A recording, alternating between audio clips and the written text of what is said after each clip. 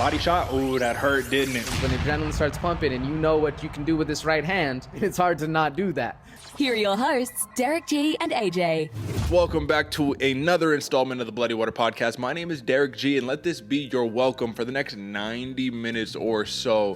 Folks, I kicked off the beginning of this saying that we have some beef on our hands. Not just Colby Covington and Jorge Masvidal. That's a given. That's the headliner of UFC 272. But we got some bangers on the prelims. We got grudge matches trying to open up the main card. The whole entire nine, man. But let me get in my co-host to talk this all over. The New Mexico native, the Santa Fe bomber, the man who is currently 25-12 on the year, rolling through another hot streak, brother. We both getting it. We are both close to, the same record over here, my man. I know you sweating just a little bit, but it's okay. We talked about that last week, my man. Let's get straight into it. Uncle Dana, my man, he gave Islam Makhachev the cold shoulder. He said, brother, you turned down the layup. You know what? You have to fight another one before you get a title opportunity. We saw how impressive he was last week at UFC Vegas 49 against Bobby Green. Just steamrolled him. What does this mean in the eyes of Islam Makhachev? Does this mean that, yeah, the boss is cool with me, but only when I'm scratching his back? Do you think that there's a little bit of animosity here? Give me your take, brother. I bet Makhachev is pissed, man, because all the talk he ever says is he deserves X, he deserves Y, he deserves all this. Yeah. Uncle Dana says, you don't scratch my back, homie, you ain't getting no little bit of cheddar over here.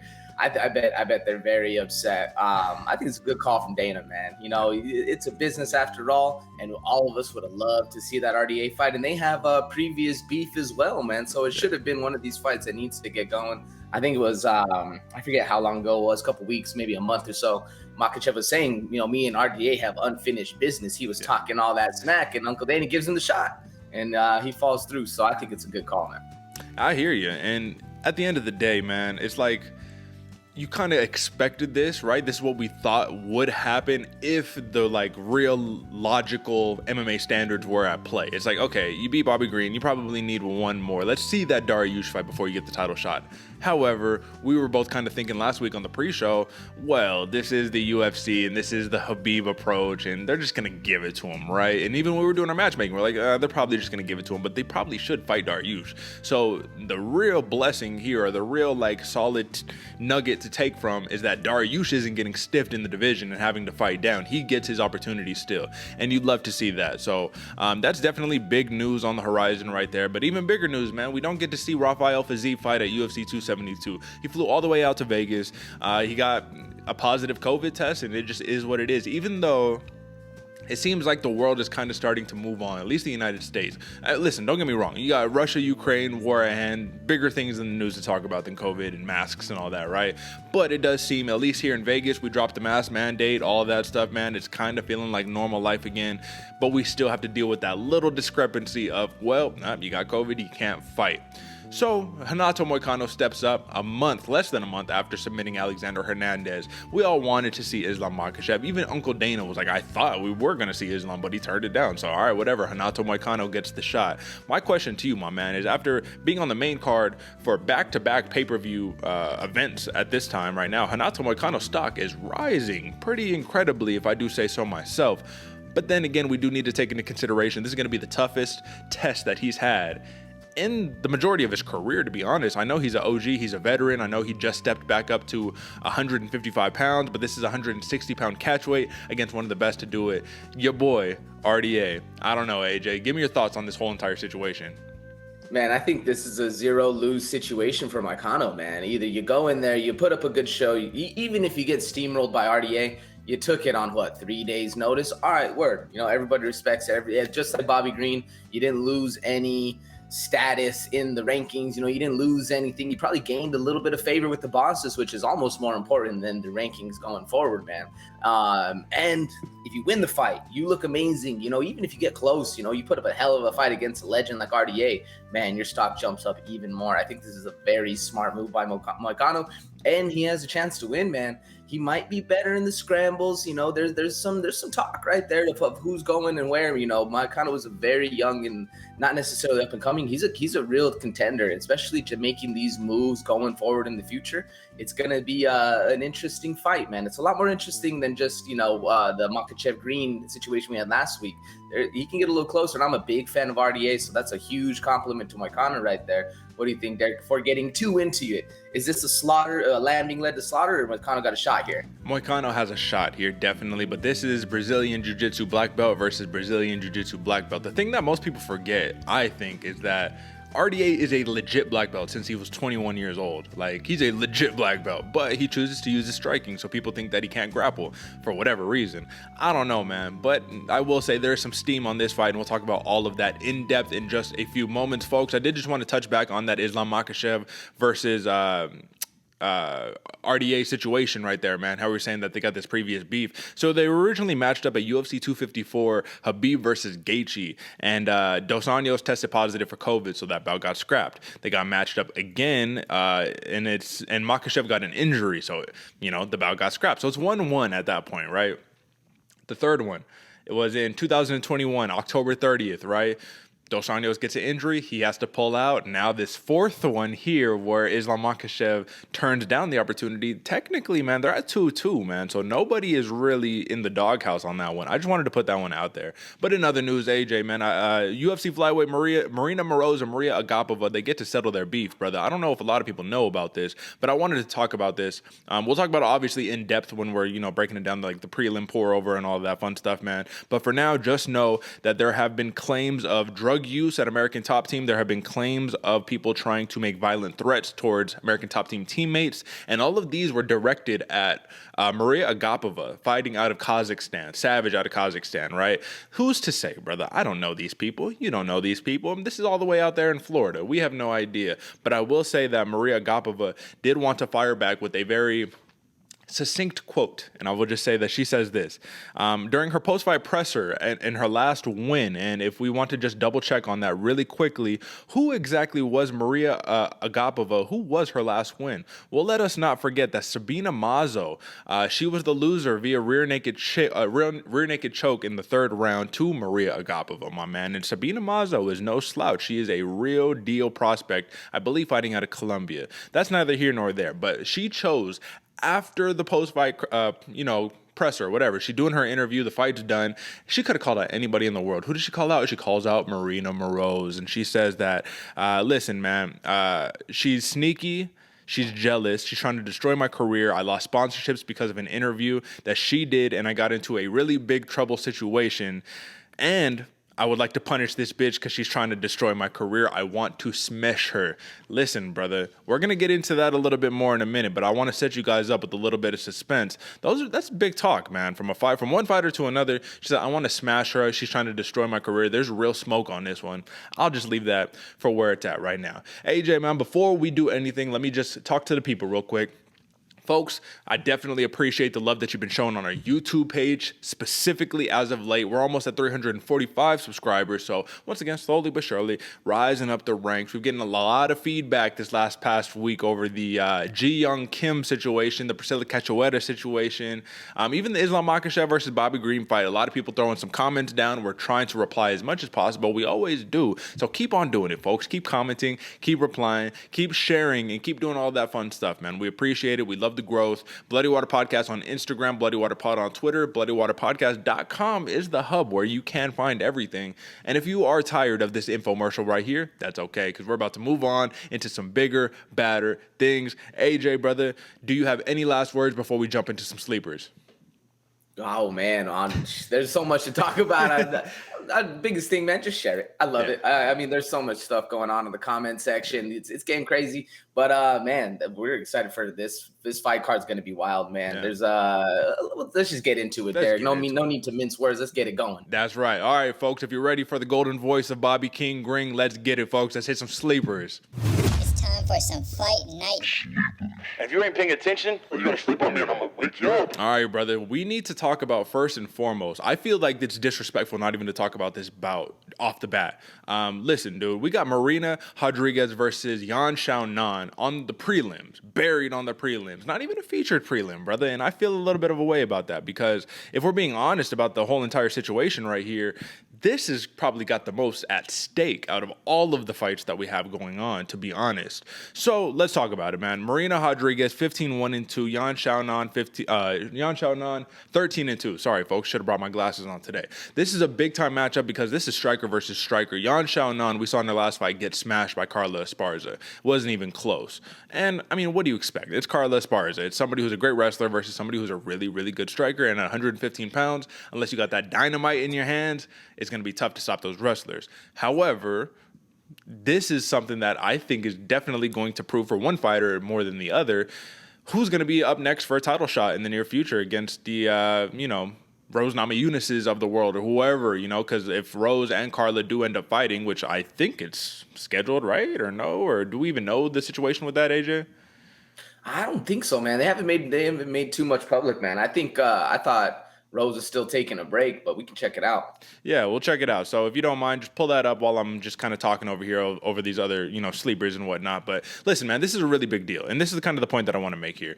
Marina Rodriguez has been a dark horse in the women's strawweight division for quite some time now. We do know a couple of weaknesses she gets taken to the ground. Not much she can do in that situation. But against Yan Xiaonan, this is going to be the perfect test to be like, okay, are you the elite caliber of striker? Are you able to defeat handedly the fighter that just got mauled by the potential title challenger in Carla Esparza? At the end of the day, you have to be a well-rounded fighter to have any chance at defeating the Rose Namajunas, the Carla Esparzas. I mean, JJ's getting back in the mix, folks. Don't forget, Joanna Jędrzejczyk is coming back for that strap, and she's hungry. So you might see, this is a dream matchup of mine, to be honest, Marina Rodriguez versus Joanna Jędrzejczyk. I think that'd be a fantastic matchup. But if we're looking at it currently, since losing to Carla Esparza, which Marina Rodriguez has done as well, it was a split decision loss. And honestly, yeah, did Rodriguez lose? I don't know about that. But she wins against Amanda Ribas. She knocked her out twice. Remember that? Michelle Waterson got a unanimous decision, and then she got her last decision against Mackenzie Dern, who is a great grappler. So that does go to show that she has a little more well-roundedness than the Yan Xiaonan, who has the wins over the Angela Hills, the Carolina Kowalkiewicz, apologies, I butchered that name, and the Claudia Gadelias, who's no longer with us in the UFC. AJ, my man, if you have to give an edge to anybody right here, given that this has the most at stake throughout any fight on the card, who do you give the edge to, and what does a win mean for either fighter?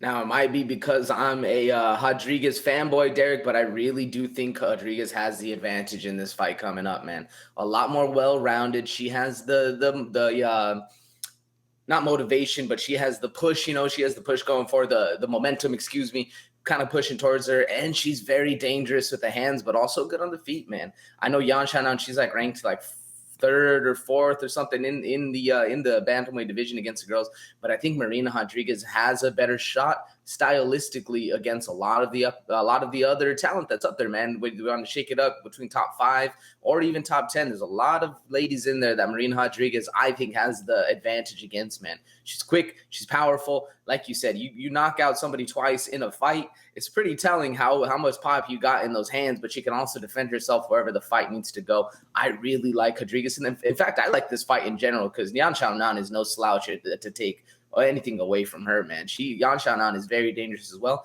but I think this is the time of Rodriguez, and I'm surprised this one's buried in the prelims, man. I was looking through a whole bunch of fights, and that can be said for a lot of these fights that are in the prelims, folks. This is the time to go watch them because there's some bangers up here, especially what's on the line for this Rodriguez-Yan Xiaonan fight, man. It's going to lead a lot into the future. And to go back to what we were saying, Rose doesn't have a fight yet, man. She's at least on Tapology. She still hasn't been linked up or still hasn't been put on. They might be holding that one off a little bit. But either way, it's going to be fun to watch. Carla Esparza better get that title shot. That's really the point that we have here. But yes, I do agree with you, my man. And just to be clear, we're talking about the women's strawweight division, not the bantamweights, but the strawweights. This is number 3 versus number 4. Rodriguez being 3, Xiaonan being 4. So a lot at stake here, man. I'm just saying that this is a really big deal. And folks, if this isn't number 1 fight on your radar, outside of our featured sleepers that we're going to talk about in a second, I don't know what you're doing. And it's for free. You don't even got to pay for it. You know what I'm saying? It's not on the pay-per-view section. But we also got some other good fights, AJ. So let us, let's jump on over and take a look at what we got over here, folks. So apologies, folks. Get it together. Boom. There we go. All right. So this is what we're going to do, folks. We're going to look at, we got the Ludovic Klein versus Devontae Smith. We'll talk about that in a second. Tim Elliott, Ulanbekov, yes. Umar Nurmagomedov versus Brian Kelleher, AJ. This is going to be a really big fight. A lot of people aren't giving Brian Kelleher any shot at winning this fight because Umar Nurmagomedov, given his surname, a lot of people think he's just going to smash, grapple. He's actually a phenomenal striker. And I think that if he strikes against Brian Kelleher, this is going to be kind of some of that perfect matchups that will propel Nurmagomedov to, if not a decisive decision victory, an explosive finish at some point in the fight. Even though Boom Kelleher is probably going to try to do whatever he possibly can to mitigate that and not allow that to happen. What do you think about that one right there, AJ? I mean, we love Boom Kelleher. We know he's game. This is at 145 pounds instead of 135 pounds. But at the same time, man, there's a difference between falling in love with the ethos of a fighter and understanding logically, okay, this fighter can win or this fighter can't. We got fooled with Bobby Green last week, right? We didn't say he was going to win, but we did say like he has a good chance of winning. So what do you think about that? No, this fight's going to be a lot of fun, Derick, man. Brian Boom, and the reason I didn't make this one a sleeper is because we've talked about the guys so much, but this has all the potential to be a banger of a night, man. This fight is going to be very fun, especially because a lot of people think Umar is going to come out, he's going to wrestle, he's going to do the whole Dagestani smash style. But Brian Kelleher, even if that does happen, which more likely it's going to be striking from Umar, and then if he needs to, he'll set up the wrestling. Brian Kelleher can defend himself on the ground very well. You know, he has that in the back pocket if he needs to pull that out. That defense, is it as well rounded as, you know, like you said, the Dagestani smash style? It's a little hard to say, but Brian Kelleher can also bang, man. There's a reason his name is Boom. He's got all the power in the world. You set up a cross, you set up a counter to come across you, and Brian Kelleher, connects. It's going to be a long night for Umar if he underestimates Kelleher going forward. Either way, I really like the striking of Umar in this fight, man. He has quick feet, fast. He'll throw head kicks. He'll throw body kicks, come back with the right, left, doesn't matter. This dude can bang, and he has a lot of potential to be climbing up the ranks here forward. I think this is a perfect slingshot opportunity for Umar to get one on an old veteran like Brian Kelleher, man. What do you think? I think that these fighters are going to need to do something to stop the Nurmagomedovs from running the entire UFC, in the next few years, man. It's going to be the UFC they're running, the PFL they're running, and Eagle FC. So we'll see what happens there, brother. Good fight. Listen, brother, Jalen Turner versus Jamie Mullarkey. Oh, my goodness. You know that I am uber excited for this fight. You know that these are two prospects where Jalen Turner is the more dangerous fighter, in my opinion, more well-rounded. He can submit you. He can knock you out, whatever. Jamie Mullarkey has the heart, the grit, the determination, So Jamie Mullarkey has the heart, the grit, the determination, and the willpower to edge out a victory from anybody who he's standing in front of. I don't care who you are. Jamie Mullarkey is a different beast right there. So you have 11-5 with Turner, 14-4 with Jamie Mullarkey. Like I said, Turner being so long and so rangy, he has the ability to win this fight in a variety of different ways. But for Jamie Mullarkey, brother, I think we learned a big lesson in the Brad Riddell fight. I think we learned a big lesson. Let me pull it up right here. Boom, there we go. So in his last fight, we got a knockout win against Devontae Smith. That was one of the most telling fight results that I've seen in a long time. Because to be honest with you, I'm pretty sure I picked Devontae Smith. He's a young savage right there. I picked him to win against Jamie Mullarkey, and I learned my lesson. Back-to-back knockout wins, Kama Worthy and Devontae Smith after losing to Faraz Ziam and Brad Riddell. So that's kind of the whole point. Since he's been in the UFC, has it been touch and go? Yes, but has his potential to defeat all of these fighters been there the entire time? Like, absolutely, man. So I think that when we're talking about the Jamie Mullarkeys of the world, man, you got to be careful and put some respect on the man's name. Even though Jalen Turner, Uros Medic, man, I was at this fight, man. The rear naked choke in the first round of this fight was impeccable to watch in real time. Like, nobody expected this to happen. Medic was the one who was, I think, favorited to win. If not favorited, highly, likely live dog situation. But either way, he got the rear naked choke against Brock Weaver, less impressive. Josh Kulabau, ground and pound round 2, that's actually very impressive right there. Kulabau is a good fighter, but he lost to Matt Frivola, lost to Vicente Luque. That's not to be unexpected. Either way, my man, I think that this fight has some real heat on it, and it deserves to be the featured prelim. You got any words on this fight, man? Like, how hyped are you in terms of the docket? Where does this rank in your, like, ooh, I got to watch this fight? This one's going to be a scrap, Derick. Yeah. I'd say up there around 7-8 area if you're looking for it, man, because these dudes are going to be here for a very long time. and it's gonna be a scrap. Like Jamie Malarkey is down to step in that tool or to step in that phone booth and bang. And he if you ever want a willing opponent, man, Jalen Turner, he can get it done with the hands, he can get it done choking you out, and then he's gonna talk some shit as well. I like this one a lot, especially because actually I don't have the heights in front of me, but they're both very tall, very long and lanky. So we're gonna see some interesting striking coming for this one, man. It's a reason it's the main or the prelim, the featured prelim going forward. It's gonna be a lot of fun, and both these dudes have a fight with the chip on their shoulders. So we're going to see some interesting stuff coming out of them, man. Very excited for this fight. Absolutely. And just to pull it up, Jamie Malarkey is 6 foot. Jalen Turner is 6'3", 75.5 inch reach for Turner and a 74 inch reach for Malarkey. So very similarly matched, just a little bit taller for Jalen Turner. Either way, folks, we're just going to run down a couple more and not really talk about them in depth because we need to move on to our featured sleepers. But obviously, folks, you have the Nick Negomedianu versus Kennedy and Chekwu. My Lord, that's got violence written all over it. If we don't see somebody fall in that one, I don't know what we're doing there.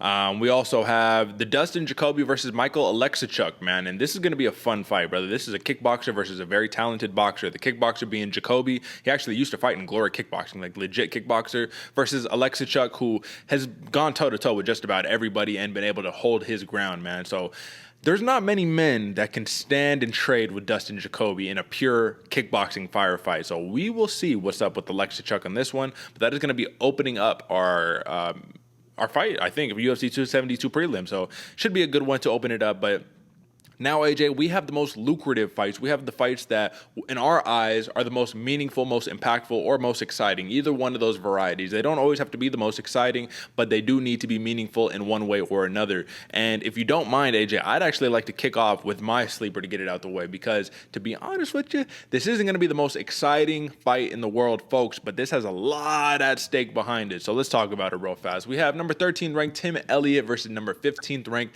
Tagir Ulanbekov in the men's flyweight division. And this is a sleeper to me, folks, because you have Tim Elliott, who has seen it all, done it all against just about everybody. He is 17-12 in his MMA career, 6-10 in the UFC, but we all know that when you hear the name Tim Elliott, when you hear the awkwardness of the man's fighting style, you know that he's much more game than what his UFC record actually presents. He has about almost four takedowns landed, folks, per 15 minutes. The man is a takedown machine. He is a sprawl machine. He is a scrappy dude. And the thing about him is that you can't count him out. And when it comes down to the cardio, when it comes down to the feet, the man knows how to smash people. He knows how to avoid himself from getting smashed. And he knows how to make these crazy scramble situations where it's just 50-50 who wants it more. And this is going to be very important against a new dark horse in the flyweight division, Tagir Ulanbekov, which I guarantee most people have no clue who this dude is. And that's okay, because you're going to find out about him soon. He's on a 5-fight win streak, 30-year-old southpaw, 5'6", 70-inch reach. But this is the big point. When you watch all of his fights, he does the same thing. When his takedown averages per 15 minutes is almost 5 at over a 50% clip. So he'll work his stand-up, use straight punches, jump on the inside, get you on the ground, and systemically pass your guard, get into all the best positions to smash your face in. Pure violence from Ulanbekov. And what's even scarier, guess what? You got Coach Khabib in your corner. So this is just another variation. This is Islam Makhachev in the flyweight division. Can he do it against the scrappy, the sprawly, the scramble-prone Tim Elliott, the man who is known to be awkward? Literally, that's the man's nickname. It's not his real nickname, but that's what we know him as, the awkward style, the freestyle fighter of Tim Elliott. Can he do it? I don't know, but if he does get it done, I will say that this is going to be the hallmark win for Tagir Ulanbekov to propel him up the men's flyweight division, and I can almost guarantee you, folks, we will be seeing this man in title contention in the next couple of years, especially with Coach Khabib in his corner. It's going to be a very, very dangerous matchup. So I want you guys to tune into this because of the stakes at hand as opposed to the actual excitement factor. Tagir Ulanbekov is a name that you need to keep into the back of your mind for the next, few years, really, at this point. AJ, would you agree with me right here, man? It might not be the most exciting fight, but like I said, this dude is going to be running the division in a couple of years.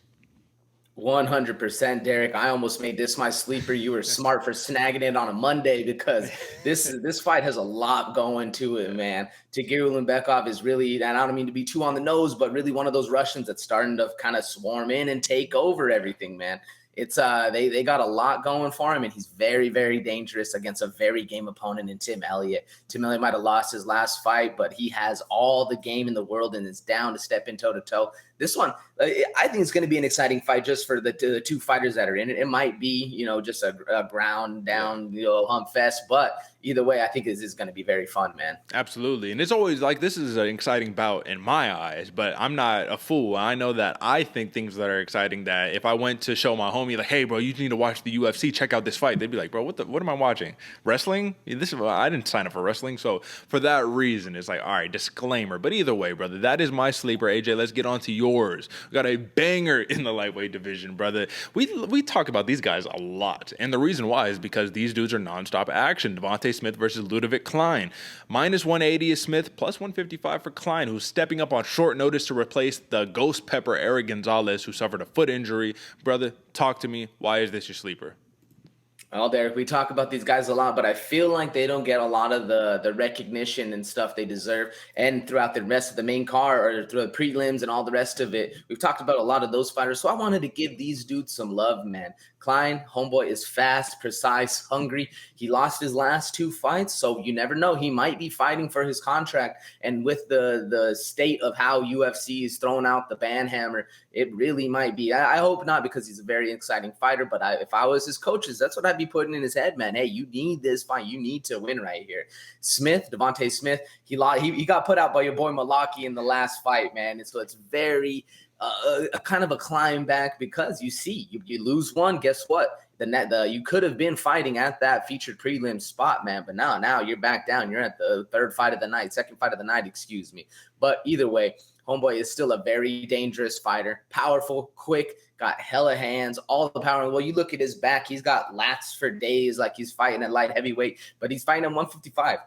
Crazy power, man. I chose this fight as a sleeper because it is going to be heavy-handed, toe-to-toe, swinging and banging in the phone booth. It's going to be what we want to see in a fight, but it can also go to the ground, and then we can see some technical aspects that way. So I think it's a good intro fight for the casual fans that want to see something exciting, but also want to see how it actually gets down, man, how it goes down on the mats. Not only is this fight not only can these fighters set themselves away and apart from the rest of the division, because there's a lot of hungry up-and-comers going, but I think this is one of those underestimated fights that people aren't really too excited for, but you really, really need to be excited for. With an impactful win, either of these fighters can skyrocket themselves, and if with the loss, you're going to get lost in that shuffle of those 155ers, because it's such a deep roster right there, man. So I think this is a very important fight for both of these fighters in their career, where they really need to get one going, to really need to kind of set that name. And this is the stage to get it done, man. Early in the prelims, sure, it's free, but if you do you get a fight night bonus, or you get a performance bonus right here, it really sets the tone and gets the casuals interested. You see knockouts left and right, but if we see a drag out fight, it's still going to be very, very exciting for this one, man. What do you think about this fight, Derick? All right, brother. I think we got a little bit of a technical difficulty with you over there, so I'm going to let your camera calibrate for a second, brother. But for those who are just listening, keep sticking with us. We still right here. I think this is going to be a really fun fight. And I think that when you have a Devontae Smith versus a Ludovic Klein, you have a tactician versus an explosive dude, a man who's looking to make the finish happen. And it's going to be tough to do that, to get that $50K bonus right there, the performance bonus, especially when you got the Jalen Turners and the Jamie Malakis of the world on the card. Either way, I do think that it's going to be a fun match, because you have a Ludovic Klein whose back is against the wall. And this is going to be similar to a main card matchup that we're going to be talking about in just a few. But you have a man whose back is against the wall. So we've seen him to be a little timid, a little gun shy as of late, where he's being a technician, he's being a tactician, but he's not just giving the offense that we need to see in order to make that devastating hallmark performance to secure the W. So he needs to keep the fight on the feet. Devontae Smith could definitely get this fight onto the ground. I don't know, man. It's going to be a fun fight. I like Devontae Smith a little bit in this matchup overall, even though Ludovic Klein is so skilled. But I would like to just see how it plays out. So I guess we'll find out on Saturday. With that being said, AJ, looks like you cleared up. Looks like we're all good. Everything looking good over there, brother? Hopefully. Bro. That's right. Still getting a little bit. But, no worries. I don't know, man. Yeah. This is what we're going to do, folks. We're going to pause for a technical intermission, and we'll be right back after the break.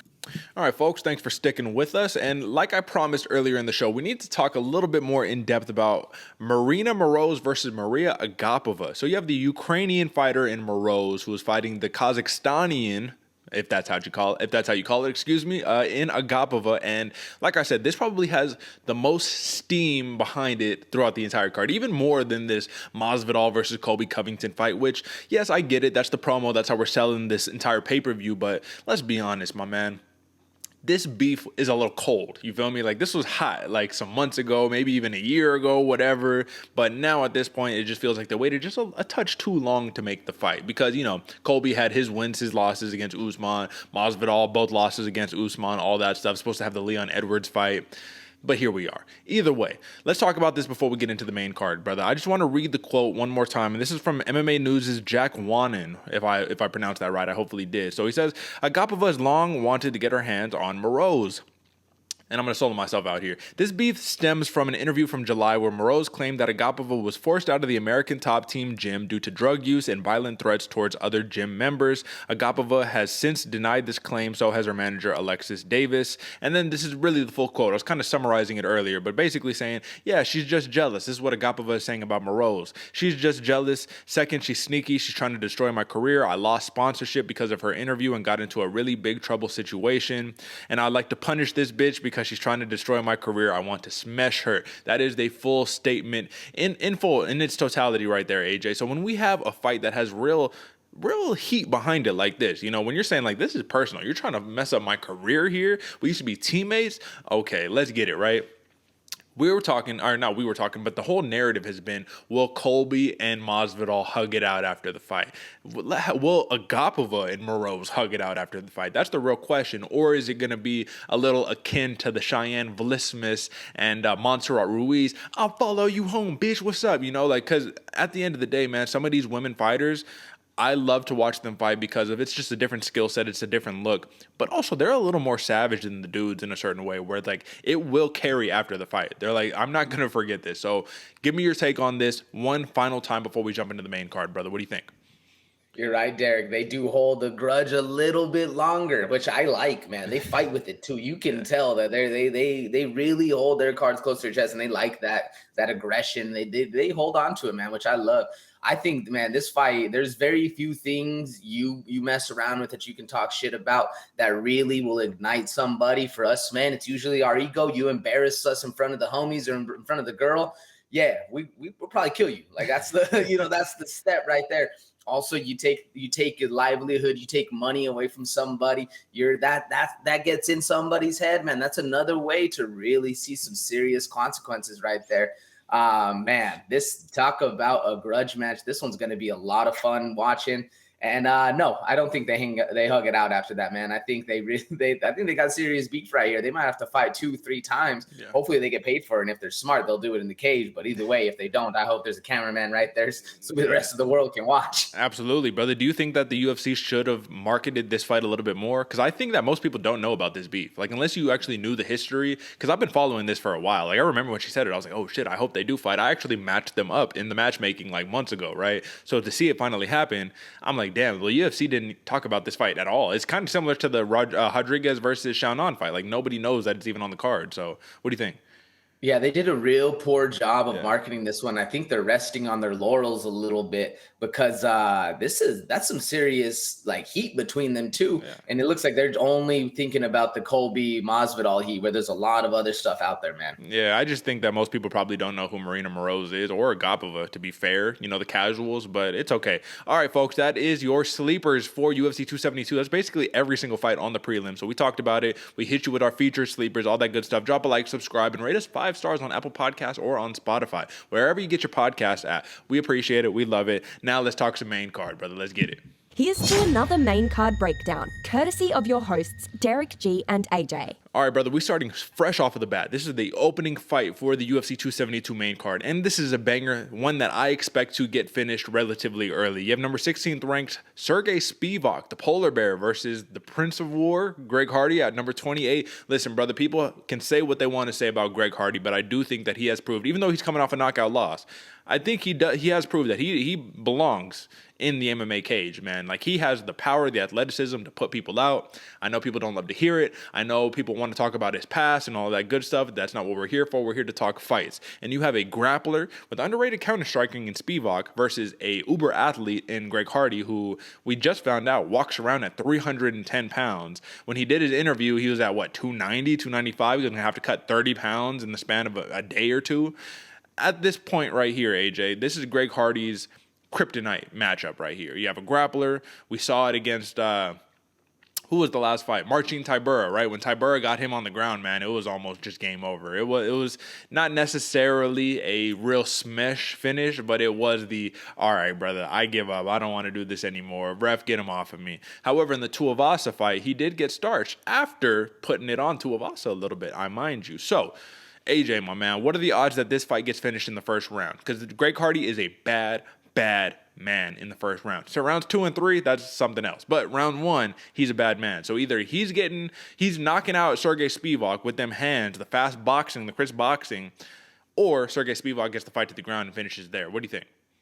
I think it's a very high likelihood this fight ends in the first round. Greg Hardy, not the most pronounced on the ground. He can get himself into a lot of trouble by these positions he doesn't know how to, work around. And Spivac is very dangerous. And I think after Spivac's, what was Spivac's last fight? Oh, the Tom Aspinall. I think he has a little bit to prove. I was thinking more of the Olenek fight. Excuse me, I'm stumbling my words over here.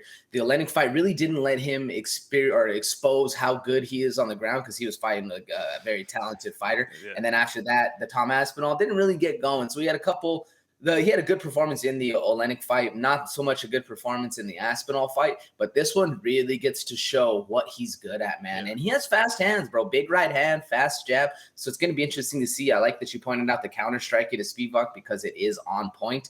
But, man, Greg Hardy is powerful, man. Love him or hate him like most of us do.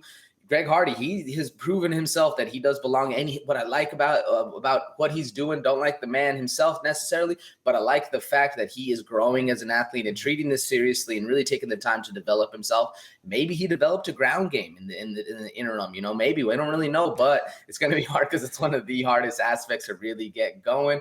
I like it's going to be. I like this fight in general. Yeah. I think Spivac does have the more well-rounded tool belt, so I think that's why he's the favorite. Either way, I do think this fight's going to end in the first round. What about you? Yeah, no, I absolutely agree with you right there. But I do think that Greg Hardy, in terms of developing a ground game, I mean, that's the aspect that takes the longest to develop in mixed martial arts, right? You can become a really good boxer, good kickboxer, good Muay Thai fighter. But at the end of the day, man, wrestling is something that you have to have bred in you. You need the reps, the muscle memory, all the instincts, all of that stuff, right? And I just don't know if Greg Hardy has that, especially on the level of a Serghei Spivac. So this is kind of the big point right here.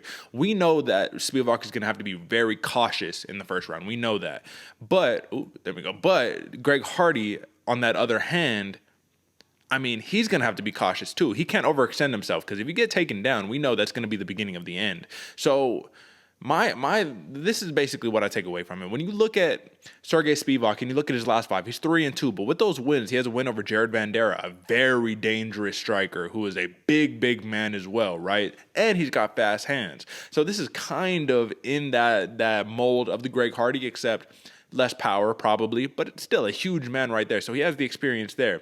He has a win over Carlos Felipe, and that's another dude who has big hands, more looping shots, right? Shorter stature, but big striker. And then he has the win over Alexei Olenek, which is very impressive given that he was a grappler. So he's like, I can't really go to the ground and try to smash this dude who that's the best shot of him winning. I'm going to have to use my hands. The losses are to Tom Aspinall, which is just a hybrid heavyweight, just different type of fighter, and Marcin Tybura. So the thing is, if Greg Hardy has to be cautious, AJ, that's my question to you. If he can't open up the way that he's accustomed to in all of the other fights, do you think he's going to have that same success on the feet?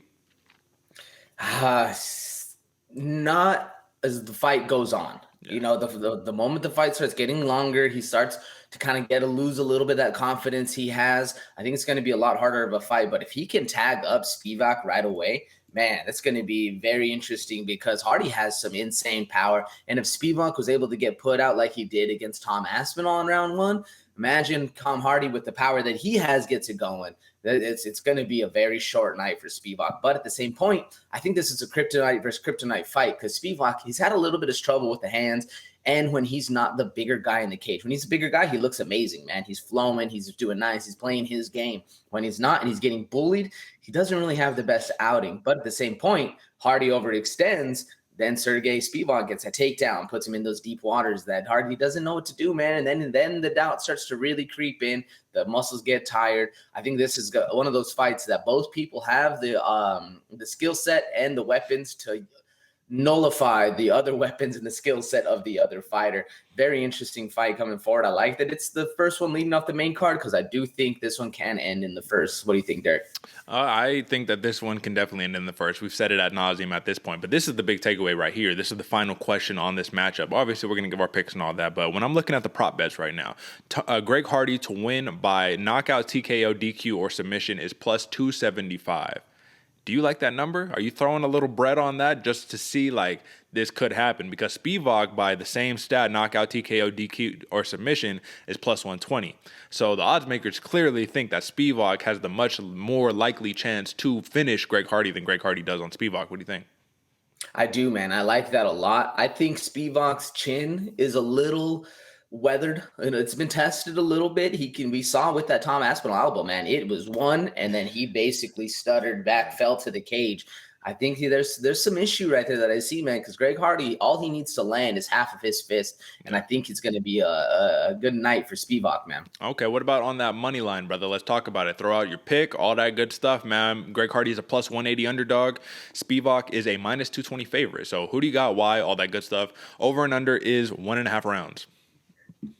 I'm going with the under on this one, man. I'm going with the under. I think this one is going to end in the first round.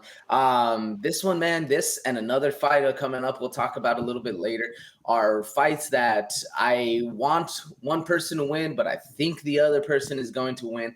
I'm going with Greg Hardy, and I'm going by KO round 1. Do I want Spivac to win? Yes. Do I think he can win? Yes. But I do think that Greg Hardy has the power. He has a little bit more speed to him. Going to be a really hard fight. Unless this one gets out of round 1, then all bets are off at that point. I think if the longer the fight goes, Spivac has obviously the more to him, but I do think this one's going to end, man. I think this one's going to be a very powerful ending for Greg Hardy going forward. And like I said, I want Spivac to win, but I do think Greg Hardy's going to get this one done. It's a matter of heart versus head. I'm taking the head on this one. I'm going with Greg Hardy. No pause on that one, man. But yeah, Derick, what about you, brother? Well, listen, I'm going to go the opposite. In my mind says Serghei Spivac wins this fight. My heart says Greg Hardy could really clip him in early in the first and get him out of there. But I'm going to roll with Serghei Spivac in this fight. I think the grappling is just too much because as soon as like the discrepancy that Greg Hardy has on the feet against Serghei Spivac in terms of an advantage striking is not nearly as much as the advantage Serghei Spivac has on the ground versus Greg Hardy. Like if he gets it to the ground, it's basically game over. This is similar to the Islam Makhachev Bobby Green. It's just like if he gets him to the ground, we know it's like, can he get up? Probably not, but we'll see what happens. I don't think that Greg Hardy is getting up against Serghei Spivac, who, like I said, if you can control Alexei Oleinik on the ground, if you can control the Jared Vanderas, these huge monsters on the ground, good luck, you know what I'm saying, against the young prospects in the Greg Hardys. But I'm going over 1.5 rounds because if we're talking about 1.5 rounds, that's 7 minutes and 30 seconds. So I think it's just going to last a little bit longer than that. A little longer for the ground and pound style of a Serghei Spivac, but I am going to TKO finish in that second round. So a win is a win is a win, and I think Serghei Spivac gets the job done here at UFC 272. You got Hardy. It should be a good one. We'll see what happens, my man. Next up, brother. So the welterweight debut, no, not quite. Kevin Holland has been in the welterweight division before, but this is his first time in the welterweight division in quite some time, and he is being welcomed by number 34 ranked Cowboy Oliveira, Alex Oliveira. Kevin Holland, though, is a minus 260 favorite, plus 210 comeback for Oliveira, and I think this is one of those situations here, AJ, where Oliveira, yes, he's 2-3 in his last 5. Yes, he has lost a majority of his last 10. But this is a UFC veteran who has the skill set and the experience to get a win against just about anybody. Now let's look at his last 5 real quick, AJ. We have in his last 5, Nico Price, where he loses via decision. Randy Brown, a Kevin Holland-esque type fighter, right? Less skilled in the grappling department is Kevin Holland, but Randy Brown is a dangerous man. He gets submitted in the first round after getting clipped. All right, it happens. Shavkat Rakhmonov, he gets submitted in the first round via guillotine. But let's be honest, those three fighters, I mean, that is a gauntlet of three fighters to be facing. Then you got Peter Sabata, he got a decision win, and Max Griffin got a split decision win. And I cannot tell you how impressive that Max Griffin win is.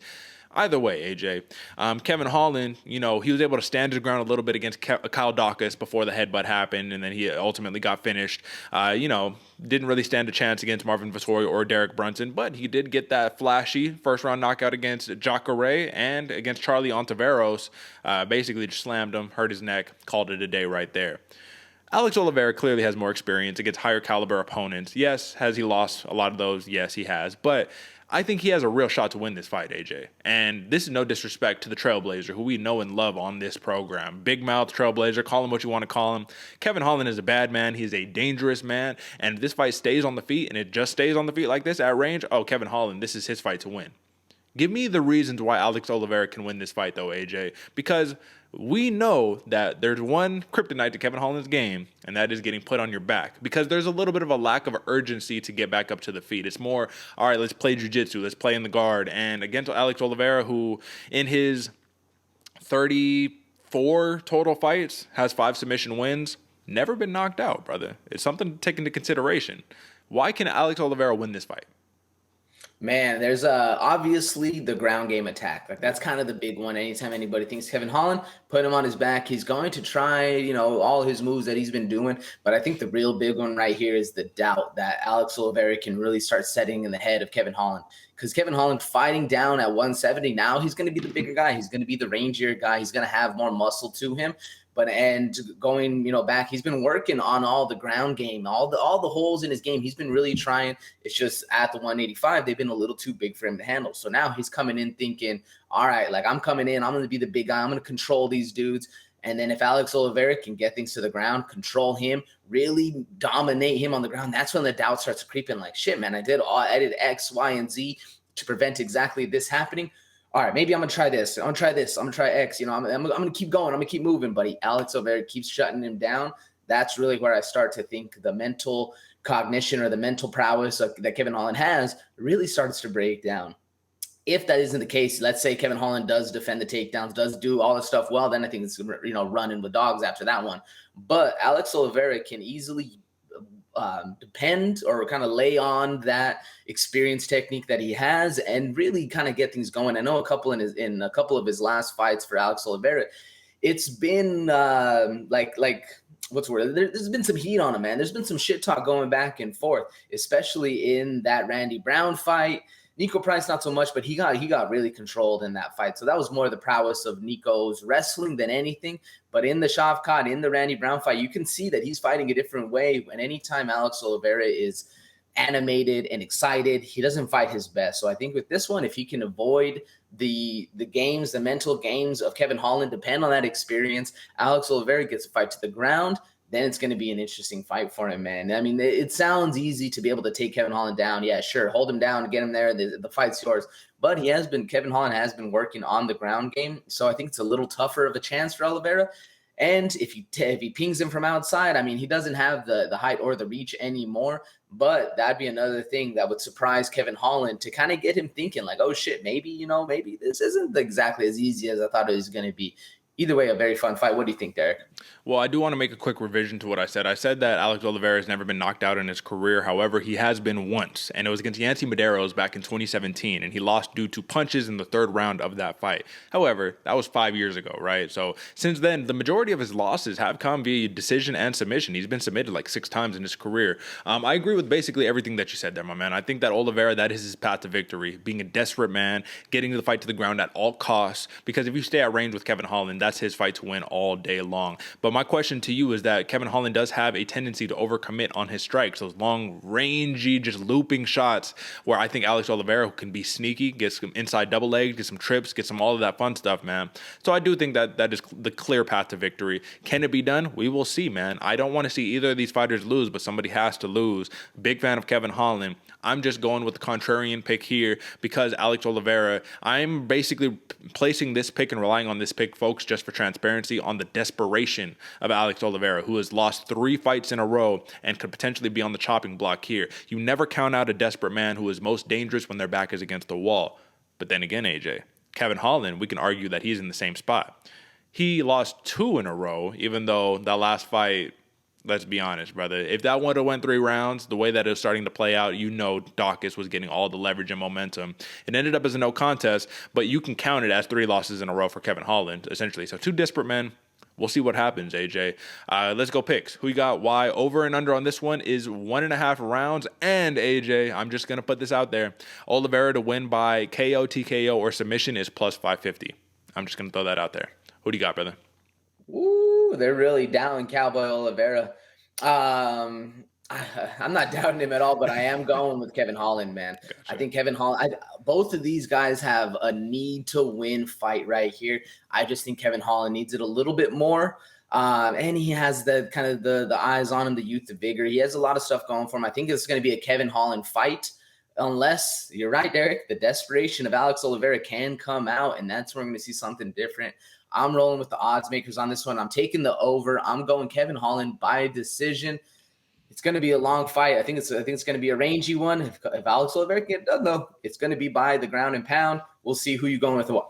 Yeah, man. Like I said, I'm rolling with Cowboy in this spot. I just think that, like I said, it's one of those things where if Cowboy can get that grappling down and he can mitigate the striking of Kevin Holland, I just don't see Kevin Holland having the grappling chops to be able to keep getting up time and time again. After a while, it becomes Vittori-esque where you're just like, damn, man, even if I do clip him on the feet, he's finding a way to get to the single or whatever. Then this is the other big key factor. When I was looking at the Alex Oliveira versus Randy Brown fight, Randy Brown didn't have success just because he was piecing him up. It's because he chained together his strikes with his grappling and ended up finishing Oliveira via submission. So it's like if Kevin Holland doesn't have that aspect to his game, and if he really is just depending on I got to get the knockout shot, he can totally do that. I mean, he's done it 12 times before or something like that. He's done it a lot of times before. But the point is, for Alex Oliveira, man, it's just that crafty veteranship. Similar to Derek Brunson, where he had Derek Brunson out on Queer Street and he was just able to grab the single.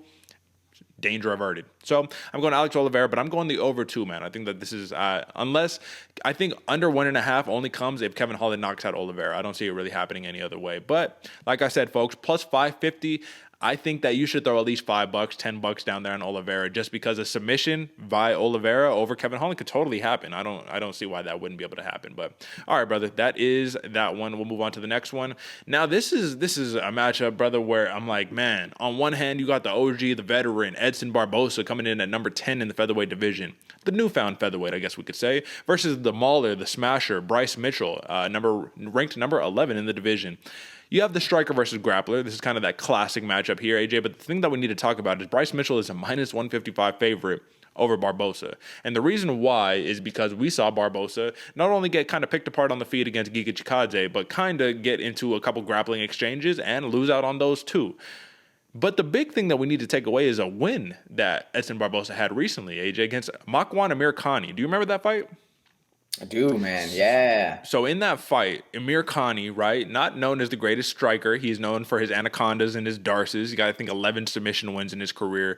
We knew he had to take down Edson Barboza. And Edson Barboza was able to stuff the majority of the fight until rounds 2 and 3 came. And then he got a little tired, and then those takedowns started working, right? Bryce Mitchell from the beginning of the fight. You start out on the feet, he's looking for the takedown. We know what the game plan is here. Do you think that Bryce Mitchell has any competitive value in this matchup on the feet against an Edson Barboza, who is one of the most decorated kickboxers we've seen in the sport of MMA? Does he have a chance? Yes, Derick does. Is that chance very good? Not necessarily, man. Edson Barboza is fucking amazing on the feet and getting better. I mean, sure, he's not as fast as he was at 155. I mean, he still might be as fast as he was at 155, but the competition is even faster at 145. And he's just lightning, man. Those kicks, the punches, everything he does, he can see it coming. He's getting better. He's one of those the veteran fighters who's drinking out of the fountain of youth right here and dropping down a weight class. So he's even more dialed in. The camp is going well. He's a hell of a striker. Does Bryce Mitchell have, that level of striking? Not necessarily, especially because, I mean, as proud as Bryce Mitchell is about his Arkansas roots and never going to leave home, it can work until it doesn't, because you don't have the same skill as, where's Edson Barboza training out of AT&T? American Top Team, yep. American Top Team, man, that's a lot of different looks you can get out there. So something to be said about the training aspect, although, I mean, don't fix it if it ain't broke. Bryce Mitchell has been doing that since the beginning. So what do you think? Well, I think that on the feet, yeah, Bryce Mitchell has a chance to kind of not go toe-to-toe with him, but not just get immediately knocked out or anything like that. But he's changed his striking with his grappling together so well. That's what Barboza has to be careful of. Those leg kicks, those body kicks, right? I think Barboza could do some real damage with the leg kicks, but if he starts throwing those big body kicks, I know they're super quick, but all Bryson Mitchell needs to do is catch one of them, get him to the ground, and I think Barboza can get up. He has very strong hips for sprawls and for get-ups. But we see Bryce Mitchell. But the big key victory Bryce Mitchell just had in his last fight was against Andre Fili, where I'm like, if you can just keep that man down multiple times, like he kept getting up, he kept taking him right back down. Ruthless over 3 rounds. I mean, Edson Barboza, brother, like we saw him get controlled by a Makwan Amirkhani. And I'm not going to say that Amirkhani is not a great submission artist, because he absolutely is. But if we saw Amirkhani versus Mitchell, I think I like Mitchell in that matchup, to be honest with you. But the big key that we have here is look at what he did against Charles Rosa, Brazilian Jiu-Jitsu black belt, through and through. He mauled that man for 3 rounds, man, nonstop. You look at Matt Sales, he got the Twister win. You look at Tyler Diamond, he got a decision over him. I just think that even though Barboza's last 5 is more, it's a tougher strength of schedule, right? You got Paul Felder, Dan Ige, Amir Khani, Shane Burgos, Giga Chikadze, right? Those are mainly strikers, though. How is he going to fare against the wrestler, the grappler? Not really wrestler, jiu-jitsu practitioner, right? I don't know. We'll see. The one thing that I will say is that if Barboza can continuously stuff Mitchell's takedowns throughout the fight and demoralize him and then win the fight on the feet, it's a completely different story. But we've seen how ruthless Mitchell is. I want your honest opinion here, AJ, because when I was looking at this fight, I was like, man, how do you pick against Edson Barboza? Unless it's Bryce Mitchell. Bryce Mitchell is the new hot commodity, but are we making the mistake of saying the new shiny toy versus the OG veteran? Oh, let's pick the new shiny toy. Why? Because he's cool and he does submissions and all that. Or should we say, look at the UFC experience, man. 16-10 in the UFC for Edson Barboza, 22-10 overall in his career. And he's only been submitted twice in his entire career, brother. So am I being crazy here? Am I falling for the new shiny toy, Cyril Gahn style? Or what are we thinking? Oh, man, if you are, I am too, Derick, because I do think Bryce Mitchell has the skill set in order to get it done. And not only that, he is mentally, what's the word I'm looking for? Like stubborn. He's very stubborn out there, man. He's going to keep going for those takedowns. He's going to keep shooting his thing. You're not going to get this guy thinking and get him moving in a different way, man. He has his game plan. He's going to stick with it. Like you said, chain the combos together to work for a takedown, and he's going to be hunting twisters all day. I mean, he has a fixation for that one submission. I think he's trying to get it named after himself, because he literally, even in all the press conferences, all the embedded, all this stuff, that's what he keeps saying, man, there's a twister coming. It's going to be a very entertaining fight. It's hard to not fall in love with this new guy, the new shiny toy, because he's not just humping his way to victory. He's not just holding people down. He's actually putting it to them, getting the submissions and getting the stuff we haven't seen from a lot of other fighters. So it's hard to not fall in love with the new shiny toy. But the best way, Uncle Chael always says, the best way to reinvigorate, to put a new painted coat on that shiny car is to drop down, or to go to a new division, to go to a new weight class. And that's what Edson Barboza has done. And he's been looking a lot better. Sure, did he lose his last fight against a hell of a dog in Giga Chikadze? Yes. Has he suffered some rough losses in the past? Yes. Some people think he won that the second Paul Felder fight. It's up for debate, because Edson Barboza is very, very talented, and we should give him a little bit more credit. But personally, me too, Derick, I'm falling in love with the new toy, man. Bryce Mitchell is here, and he's here to stay. I'm excited to see, because if Bryce Mitchell can get this win against a veteran like Edson Barboza, who's to say he's not fighting, top 5 after this, top 10. He's fighting top 10 right now, but top 5 up in that upper echelon category.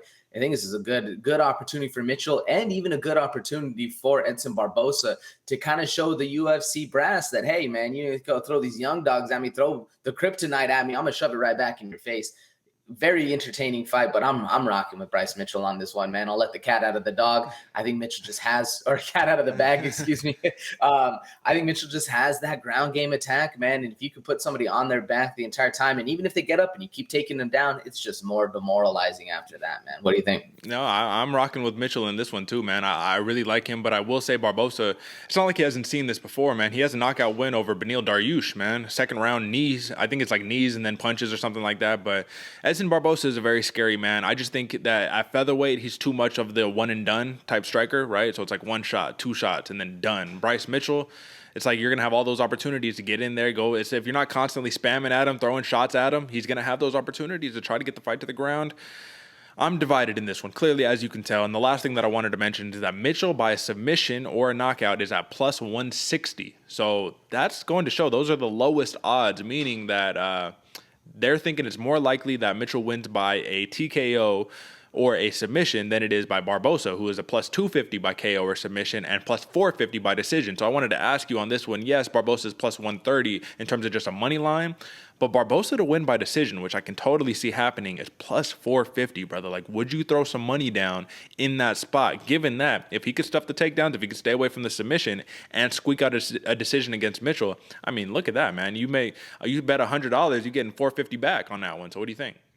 Yeah, there's some serious money, or there's some serious weight right there, man. I do think if there's a way that Edson Barboza is going to win, it's going to be by decision. I don't really see him getting the submission at all on Bryce Mitchell. He might get a crazy KO head kick or something like that. That's a little more likely, but I think the decision is the way more likely route. Let me ask you, Derick, what's more impressive, Mitchell getting the KO win or Barboza landing a submission? What would be shock you more to see? And then as well, are you seeing some value in that money line for the Barboza decision as well? Well, I see a lot of it. I'll start off with, I see value in that Barboza decision more than I see it in a knockout, just because it's like it's the two realities. It's what's happening, how you conjure up the fight in your mind versus like, okay, this is an experienced veteran here his fight weight in the cage is the same as it was when he fought at 155. So it was also a bigger man, too. Let's not forget. But I will say it would be more impressive to see Bryce Mitchell knock out Edson Barboza, brother. Come on, what are we talking about here? Bryce Mitchell, who has no knockouts on his record, right? 9 of his 14 victories have been via submission versus one of the best strikers to do it, who, Giga Chikadze showed him up a little bit, man. But aside from that, look at what he did to Shane Burgos. Look at what he's done to Paul Felders. I mean, Dan Hooker, Beneil Dariush, Anthony Pettis. Like, look at what he's done to all of these fighters. If you can knock out a man like Edson Barboza and you're known as a jiu-jitsu guy, come on, brother. What are we talking about? That's going to take you over the moon right there, man. So, all right, let's do it, brother. You said Mitchell. I say Mitchell. I think that Mitchell gets the job done via a decision, to be honest with you. I don't know if he's going to be able to submit Edson Barboza. And Mitchell by decision is plus 260. So I'll just put that out there, folks. So you're going over because the over and under is 2.5 rounds. And I'm going over 2, man. So I think we made that one pretty easy. Let's move on to the co-main event, AJ. And this is the short notice replacement, right? This is RDA versus Renato Moicano at 160-pound catch weight. The big thing that I wanted to take away from this is that Renato Moicano has historically fought at 145 pounds, recently moved up to 155, and now he's fighting at 160. Rafael dos Anjos, even though he was small at 170, he was still able to fight at 170 and get a couple wins at 170. So we do know RDA will probably be the bigger man in this fight, even though in a weird spot he's the smaller man. You know what I mean? Like, he's the bigger man but the smaller man at the same time, because he is 5'8". Moicano is 5'11", 70-inch reach for RDA, 72-inch reach for Moicano. Moicano, what is his best past victory in this fight? He's taking it on short notice, less than a month removed from his last victory. RDA has been training for a striker, not a submission artist, so we definitely got to take that into account because he was supposed to fight Rafael Fiziev originally. But this is the big question here. If Moicano wins this fight, does he do it via submission? Can he outstrike RDA? How do you see this fight playing out? I think if Moicano wants a chance to win this fight, he's got to get to the ground. He's got to start working those submissions. Mm-hmm. We've seen that RDA, yes, he is he a black belt? He's been a black belt for years, man. He's almost older than been a black belt longer than I've been alive, man. This dude is crazy, very skilled, but he's fallen in love with his hands. He's been more on the hands and the kicks, and he's kind of lost, or at least chosen to not utilize that ground game attack. Where Moicano, that's really where he's dangerous, man. Yeah. Very dangerous on the ground. and a little bit more, has a little bit of the youth and that vigor that we always talk about that you're going to kind of have, as well as the unexpected nature of that late fight replacement, man. That's it. Rafael Fiziev, or excuse me, RDA has been training for that Fiziev fight, for that striker. Excuse me, not worrying about the grappling, the wrestling at all. Where Moicano, you know, he could have just been in the gym, you know, doing the normal stuff, kind of working his holes game, you know, working on the stuff that he doesn't necessarily have, which could end up being better of an attack plan for RDA if he can maintain that range, maintain that lengthiness, and then let RDA get a little upset, then shoot for the takedown. How do you see you Renato Moicano going forward in this fight? Well, I think Renato Moicano is going to need to either put RDA on his back foot or find a way where he can, you know, get a counter, take the back, try to work for that rear naked choke. Because RDA, like I said, he's a skilled jiu-jitsu black belt, and his game is let me pressure you, let me outbox you, and let me use those leg kicks, brother. That's the big question mark that I have on this fight. Because if RDA can get those leg kicks going against a Renato Moicano, damage the mobility of him, keep him as a sitting duck, and then put the work on him, I think that this could be a very definitive win for RDA, who in his last 5 has had to fight Paul Felder, Michael Chiesa, Leon Edwards, Kevin Lee, and Kamaru Usman, where Renato Moicano, you fight Anthony Hernandez, okay, or Alexander Hernandez, excuse me, Jai Herbert, he fought Fiziev, he fought Hadzovic, and the Korean Zombie, and he has the win over Hadzovic. That was impressive, the win over Jai Herbert and Hernandez. But, brother, those are not the same level of competition. Like, his strength of schedule is much lower than RDA's, who has fought the best of the best over how many years at this point. So I do think that for Moicano, which I don't have any odds up right now on the sports book where it's talking about like prop bets for them right now, I think it's because it's a late notice bout, but I do think that his best path to victory is not in the striking, and it is lying in the grappling exchanges. But for RDA, who has never, I have it written down, he's never been submitted. Is that true? I feel like he has been submitted. Maybe not. Let me look it up real fast, folks. So let's look up RDA, and I'll pull it up too over here, folks. So for Rafael dos Anjos, all right, here we go. So let's see, let me zoom out a little bit. Okay, has he ever been submitted? This is going to be the big question that we have here. We know that he submitted 10 people, but has he ever been submitted? He's been submitted once. Who has he been submitted by? Let's see. Well, arm triangle choke, lost, punches. Whoever he has lost to by decision. Oh, no. Whoever he's lost to by decision or by submission. This is the big point, I guess, that we have here. It was a really long time ago, because when we're looking overall at this record, it does not appear to be the case that he has lost via decision in his last 20 fights or so, man. So, all right, if Moicano can pull off the submission, the rear naked choke specifically, because that's his bread and butter, that will be a beautiful thing to see. But I think RDA is a clear favorite for a reason at minus 170 with the plus 145 comeback on Renato Moicano. I also do like that RDA is in a full training camp as opposed to Moicano, who, yeah, you could step in on short notice, but it's like, is that going to give you the same advantages as if you had that full training camp for him? You got the size advantage, you got the reach advantage, but are you going to be able to utilize it? Because RDA, in his last fight against Paul Felder, he did get the split decision win, but you're going toe-to-toe against one of the best strikers to do it in the lightweight division. Against Michael Chiesa, got the grinder, you know, he was able to put him on his butt, do all that good stuff, but can Moicano repeat that type of performance, AJ? That's the question. Can Moicano pull a Michael Chiesa-esque victory out of his hat? What do you think? I don't know, man. It depends on how well and how versed the training has been of Moicano, man. Has he been getting those 5-round fights or those 5, plus rounds, really getting in, having the new guys come in so he can feel something different? I don't know. I think this is really just Moicano getting the call and being like, fuck it, I'm in. Like, I'm down to fight, because I think this is a 0-lose situation for him, man. So this is the other key, too. This is a 5-round bout. So if this goes over 3, I mean, RDA has a clear advantage in that spot right there. Ultimately, brother, enough talk about it, because we're given how can Moicano win these fights. I think that RDA has the real advantage in this one. Would I be super shocked to see Moicano win? I'd be kind of surprised. You know what I mean? But not super shocked. I wouldn't be like, oh my God, how did this happen? But I do think RDA, man, I think that a lot of people, especially because, he's lost a couple in his last 5, they've kind of written him off a little bit. They don't see him as the old champion. I mean, this is a former champion that we're talking about here, brother. We're not talking about no scrub, no slouch, no just regular veteran. I think RDA has the tools in his tool belt to avoid being submitted and to get into that half guard, smash style, get Moicano's back against the cage and just put it on him. So I'm going to let it out the bag, man. I'm rocking with RDA. The over and under here, it was actually, I didn't have one up because, it's such a late, notice replacement. They take a little bit to get those numbers up. So I don't have an over and under, but RDA at minus 170. I like those odds. I'm rolling with RDA. Who are you rolling with, brother? Yeah, I'm rolling with my boy RDA as well, man. I think he's just been too prepared in the gym, and he's kind of getting into his swag a little bit again, man. This dude, he's really had a lot of hard losses and close losses and all that stuff, hardships. He's had a lot of injuries, but I feel like he's finally back on the go, man. Back getting it done going. I'm going RDA, and I'm going by decision.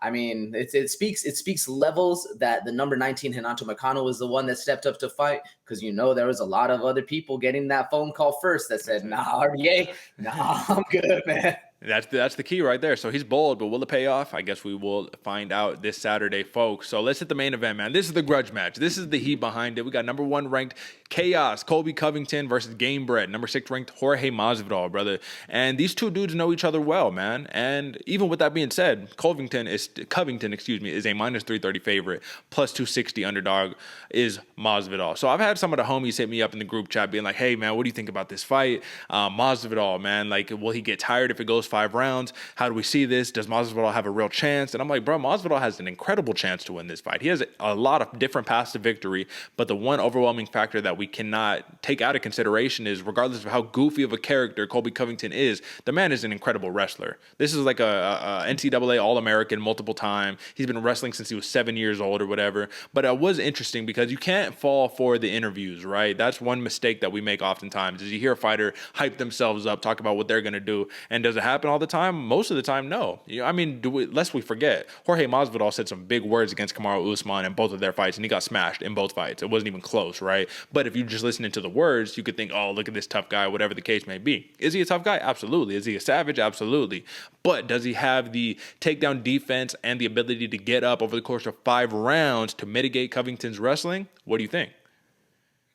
Oh, no, man. No, unless something has changed, because even in his interviews, even in Masvidal's interviews, he's like, yeah, sure, I can take down a lot, but I never quit. Yeah. Well, all right, yeah, that's great. Awesome. Like, cool, yeah, for sure. But in the fight, you never quit, sure, but you still lose. That's not necessarily the biggest thing you want, man. So if he continues to get taken down, although the weight difference, now that's the next big question. The next big question that I have is, a bigger Masvidal gonna be still losing the rounds like he did to Colby? Is it Colby still staying at the same size, man? Still at that 170 where he's been for quite a while. Now Masvidal has finally come up in weight, and they have that experience of, they know, when you're in the training room, and you always have that one guy that consistently always takes you down. You line up against him, what's gonna happen. He's gonna be shooting that double leg. He's gonna be going for the bread and butter that he always uses. Masvidal knows that. Masvidal knows what's going to happen. He knows his favorite kind of style. Although Colby at a new gym, he might have changed things up a little bit. Man, there's a lot of different X's and O's that can go into this, that it's not so defined that one man can lose, or it's a definition of, the wrestling versus the takedown defense, all this stuff. There's a lot of things that have been kind of thrown in the mix, as well as the dislike that both of these gentlemen have for each other, man. The mentality game really comes into play on this one, where if Colby, starts to get a little upset, then he starts fighting a different way. Then he starts trying to swing it out with Masvidal, not the best plan for him. Or Masvidal starts really getting taken down again and again and again, or held down, and then he starts thinking, man, this is just like, back in the past. I didn't grow as a fighter. So there's a lot of stuff that can go into this. Will Masvidal be able to shut down the takedowns like you asked, Derek? I don't really think so, man. I think his ground game, as it is improved, isn't nearly the level of Colby Chaos Covington, unfortunately. This dude's been doing it since day one, and that's even why they paired up together back in AT&T, because Masvidal was such a well-rounded striker. Colby didn't have that. Colby, the well-rounded wrestler, Masvidal didn't have that. So they made a good team. It makes sense to why they partnered up, especially because Masvidal was already there. So he's going to show the young dudes the ropes, man. Show them what Miami has to offer. So they became a friendship there. But it's just, Colby, you don't lose that wrestling. You don't lose a step if you keep going and you stay with it, especially with the new camp. He starts to get a couple more techniques. It's going to be this one, man. This as one-sided as it could be, I think this one's going to be a lot closer of a fight than a lot of people are thinking. I agree with you. I've been going back and forth, man. There's been times where I'm like, oh, Colby's going to starch him. Then I'm like, oh, man, but Masvidal, brother, if he keeps it on the feet, I think he has a clear advantage against Colby, like a clear advantage. So that's the difference, man. I was actually watching a old fight, man. This is an old fight, almost 10 years ago. Jorge Masvidal versus Michael Chiesa. This is when Chiesa was fresh into the UFC after the Ultimate Fighter. And Chiesa, not the takedown machine that he is now. This is the early version of Chiesa.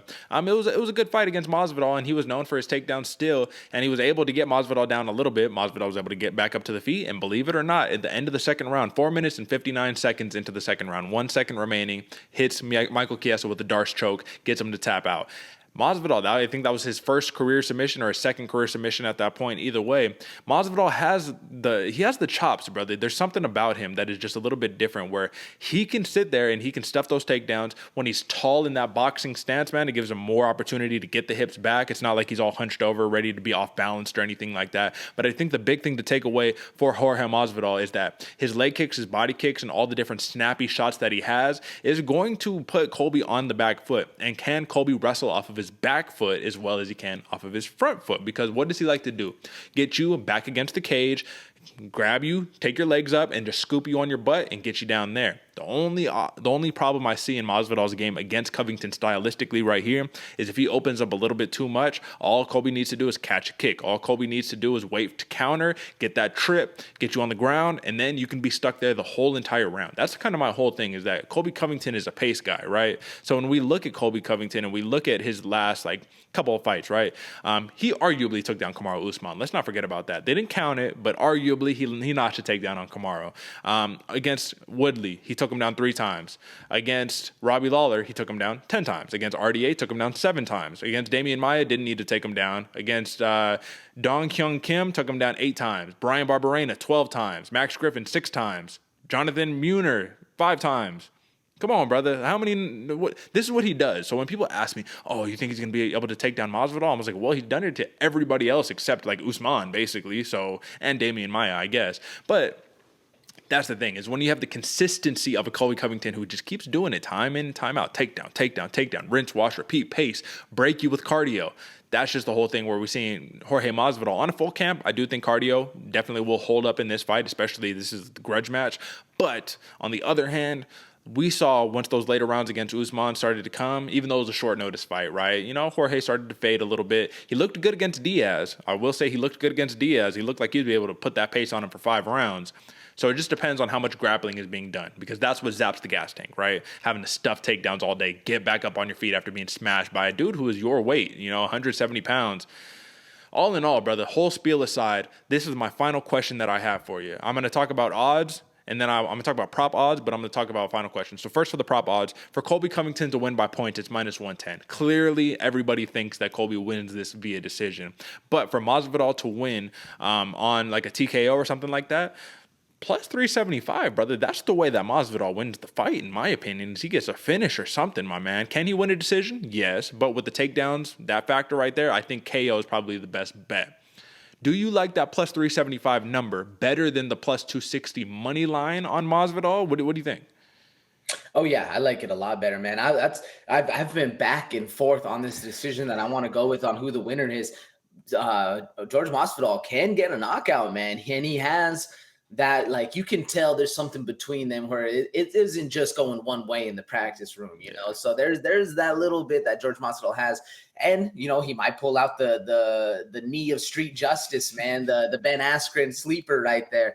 That Colby Covington, he shoots for 1 takedown. He got to be worried about that knee. Sure, he might catch it, get another takedown, who knows? But Masvidal has the power, the quick twitch muscles, and the unexpected nature that causes chaos, causes knockouts. So can he get that knockout? I think so, man. That's a very live dog on there, right?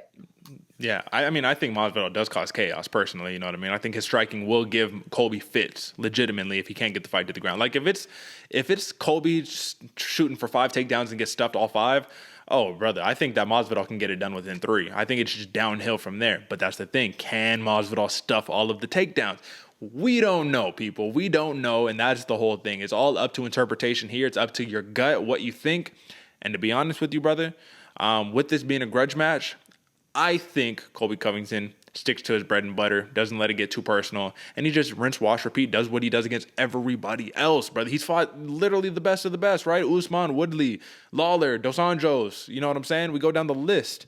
For Colby Covington, he has fought, who else? Like I said, the Damian Maias, Young Hung Kims, Brian Barberena, Max Griffin. Like, those are such impressive victories right there. And for Masvidal, even though he has dropped a couple, right? So he lost 2 to Usman. He beat Nate Diaz. He beat Ben Askren, Darren Till, lost to Wonderboy, lost to Damian Maia, beat Cerrone, beat Ellenberger, beat Ross Pearson, lost to Lorenz Larkin, lost to Benson Henderson, lost to Al Quinta, another wrestler right there. I mean, I think Colby Covington, man, the thing that's mitigating why people think that that he won't win, that he doesn't really stand a chance, or that Masvidal will just knock him out, is because the UFC knows how to sell a great narrative, but we know how to slice through that narrative and look at the fight for what it's really worth. I like Colby Covington in this fight, brother. I'm going the over, which is 4.5 rounds. I'm going the over, and I'm going a decision for Colby Covington against Jorge Masvidal. I love the style, the talk of Masvidal. I love the whole ethos, the swag. I just think wrestlers are the biggest grinders in the world, brother, and I think Colby Covington is going to put a pace on him for 5 rounds. I would love to see it to be. I'd love for it to be more competitive, but I think that's how it's going to play out. So that's my pick on that one, brother. Who you got and why? Yeah, I would. I want Masvidal to win, but I'm with you, Derick. I want him to win, but I think Covington just hasn't lost that wrestling step. And you're right, wrestlers are the biggest grinders out there, and he's going to keep grinding the entire fight. Yeah. I'm with you. I think Colby Covington by decision is the way to go, and I think that's how the fight's going to unfold.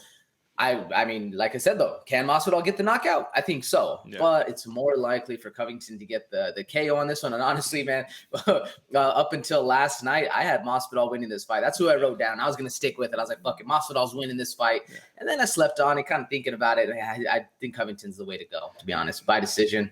Either way, going to be a fun fight, though. Absolutely. But, brother, I did the same exact thing where I'm like, Masvidal, he got it. I had written down Masvidal, and I was like, I got to go Covington on this one. But here's the reason why. It's because I was like, I fooled myself into this before. I think on one of the fights, I picked like Masvidal to beat Usman, and Usman beat the brakes off of him. Or maybe it was the Gilbert Burns fight. I think it might have been the Gilbert Burns fight where I was like, nah, Burns is going to win it. And I said, third round knockout, Burns over Usman, and guess what happened? Usman knocks out Burns in the third round. So I was just like, okay. This is a Mayweather situation where you can't doubt the man at that point, right? And for, Covington, this is kind of like that same thing right there where it's like you can't doubt the man right there. You feel me? Yes, Masvidal talks a good talk and he's hyped up and he's an OG and he used to fight with Kimbo Slice and, do backyard shit, and that's like totally cool, but this is a different stage in their career. Jorge Masvidal is 37 years old. Colby Covington is 34, so it's like, you know what I mean? This is the old dog versus the young gun. They both know each other. There's some heat, but at the end of the day, man, you're not the same fighter that you were when you used to train together all those years ago or months ago or whatever. We always evolve and got a couple tricks up our sleeve. So that is the main card, folks. I hope you enjoyed the UFC 272 coverage on the pre-show here from the Bloody Water Podcast. If you do not mind, drop a like, subscribe, rate us 5 stars on all of the podcasting platforms, Apple Podcasts, and Spotify specifically, and subscribe to the YouTube channel. That is the big key right there. We appreciate you guys. Now, AJ, man, we've talked about a lot of fights today. We talked about a lot of really good matchups here, but to be honest with you, my man, if you had to pick one, what's number one? Besides the Jorge Masvidal versus Covington, what is the one fight where you're like, this is the one that is a must-see, I cannot miss in this UFC 272 docket? Man, that's a hard question. Right off the top of my head, I want to say that Agapova fight. Mm-hmm. That's one that's got some serious heat on it. Absolutely. But if you're looking for violence, I think that Umar Nurmagomedov versus Brian Kelleher fight is going to provide a lot of violence as well, man. What do you think? What's one you need to see, or are you telling people you need to go watch? Sneakily, Nick Negomedougou versus Kennedy Nzechukwu. I think that one is completely under the radar, but I think someone's head is getting taken off of their shoulders because both of these dudes swing for the fences. I don't anticipate this being a wrestling match personally, but I mean, it could. I mean, you never know what happens. But between these two, they have 20 wins and 3 losses between those two fighters, so I think you definitely need to watch out. Of course, folks, we talked about it ad nauseum earlier. Marina Rodriguez versus Yan Xiaonan. Watch that fight, please. Listen, man, Jalen Turner versus Jamie Malaki. Come on, you got to tune in, brother. But our featured sleepers are also ones that you need to definitely tune in for. Is UFC 272 worth paying $75 for? I don't think so. Personally, I don't think so. Go to your local sports bar. But AJ, I mean, you tell me, brother, do you think Covington and RDA and Barboza, Mitchell, Holland, Oliveira, Greg Hardy, $75 right there? I mean, it's the closest we've had to say it's worth it. There's a lot of names on there. There's a lot of fighters I like to see. but I'm going to my local sports bar as well, Derick, and checking this one out for that cover cost of $5. There we go, man. $5 versus $75. I like $5. Plus, you get some good beer, all that good stuff with it too. Folks, listen, that has been the wrap up for this show, man. We're going to tune in, obviously, on Monday for the post show, break down all of the action. But until then, make sure you're listening, make sure you're watching all the good stuff and you're sharing it. I can only say it so many times, but at this point, my man, let's just do a little bit of a recap one more time, man, on the record. Let me pull it back up, because this is pretty important, and I want to look at it from a perspective of not just, okay, yeah, we've done good in the last couple of weeks, but what have we done kind of over the last, like actual number wise over these last couple of weeks. So let me just bring it up real fast before we get out of here.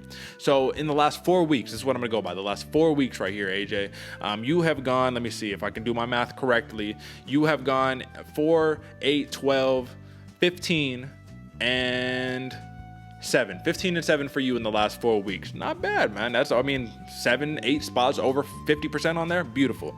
For me, I have gone 5, 9, 13, and 4 in the last 4 weeks. So we're neck and neck, brother. We getting it. And that goes to show you, folks, and I'm not just saying this just for brownie points or bragging points. I'm saying this because it's like, even if we have a rough start, even if we do get a little, here and there, so, if you look at that number, we're winning a lot more than we're losing. So if you want to drop a couple of these prop bets or these money line bets, I'm just saying, man, the track record proves itself, and I think that is the best way to end off. AJ, do you have any last words for the people before we get out of here?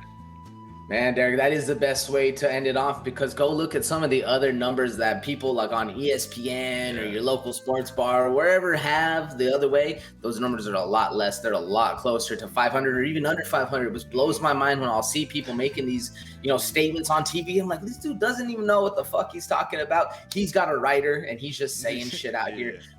We are the writers and we saying shit out here. We're global. Go send it with your friends. Tell them where they can come earn some money. And if you're looking to make a little bit of prop bets, Derick's been adding those in, man, which I really, really like, that we have the numbers for the TKOs, the submissions, all that kind of stuff. Yeah. You know where to come for the best info. And like I said before, we're global. We're everywhere. We're Spotify, Apple Podcasts, YouTube. Even for the old school people that like to hit up the www, we got the bloodywaterpodcast.com right there, man. Go check us out. Send it with your friends. We appreciate all the love and support, man. And on the comment sections, like Derick said, there's been a lot more going on, and we see you and we love it. We'll respond all the time. Hit us up. Let us know what you think and how we can improve. Let us know something you want to see going on here too. And don't forget to get your merch, folks. Use code BWP10 for 10% off all merch at checkout, man. So bloodywaterpodcast.com, just hit the merchandise tab, and we got a lot of cool stuff. Hoodies, shirts, crop tops, socks, the whole thing, you name it. All right, folks, that's it for us. We've rambled on long enough. Until next time, peace.